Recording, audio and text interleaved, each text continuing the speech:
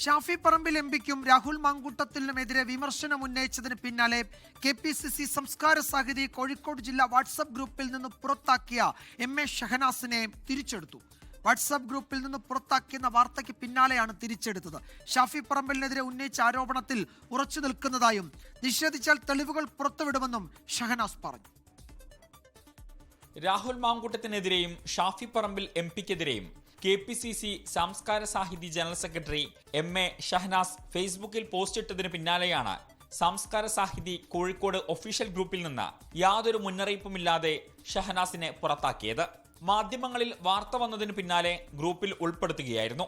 ഷാഫി പറമ്പിലിനെതിരെ ഉന്നയിച്ച ആരോപണം ഫേസ്ബുക്കിൽ നിന്ന് ഒഴിവാക്കണമെന്നാവശ്യപ്പെട്ട് കോഴിക്കോട്ടെ ചില മുതിർന്ന കോൺഗ്രസ് നേതാക്കൾ തന്നെ ബന്ധപ്പെട്ടതായി ഷഹനാസ് 24നോട് പറഞ്ഞു. ഷാഫി പറമ്പിൽ MPക്കെതിരെ ഉന്നയിച്ച ആരോപണത്തിൽ ഉറച്ചു നിൽക്കുന്നുവെന്നും ആരോപണം നിഷേധിച്ചാൽ തെളിവ് സഹിതം പുറത്തുവിടുമെന്നും ഷഹനാസ് പറഞ്ഞു.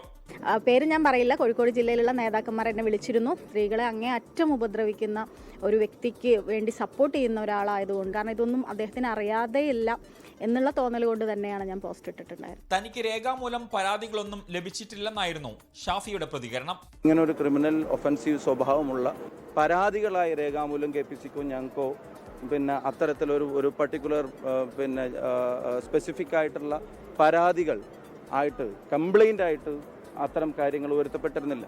സാംസ്കാരിക സാഹിതിയുടെ കാര്യങ്ങളിൽ DCC ഇടപെടാറില്ലെന്ന് DCC president Praveen Kumar പറഞ്ഞു. സാംസ്കാരിക സാഹിതി എന്നുള്ളത് ഞങ്ങളുടെ പോഷക സംഘ സെല്ല് മാത്രമാണ്. അതിന്റെ ഒരു കാര്യത്തിലും DCC ഒന്നും ഇടപെടാറില്ല. പിന്നെ അതിന്റെ പരിപാടികൾക്ക് പോകും എന്നല്ലാതെ ഒന്നും ഇടപെടാറില്ല. സംസ്കാര സാഹിതിയുടെ വാട്സ്ആപ്പ് ഗ്രൂപ്പിൽ നിന്ന് ജില്ലാ ചെയർമാൻ കാവിൽ P മാധവനാണ് ഷഹനാസിനെ പുറത്താക്കിയത്. 24 കോഴിക്കോട്. ലോകത്തെവിടെയായാലും ഏത് സമയത്തും 24 വാർത്തകളും ഓഗ്മെന്റഡ് റിയാലിറ്റി പാക്കേജുകളും എക്സ്പ്ലെയിനറുകളും വിശദമായി കാണാൻ ഞങ്ങളുടെ YouTube ചാനൽ നിങ്ങൾക്ക് സബ്സ്ക്രൈബ് ചെയ്യാം.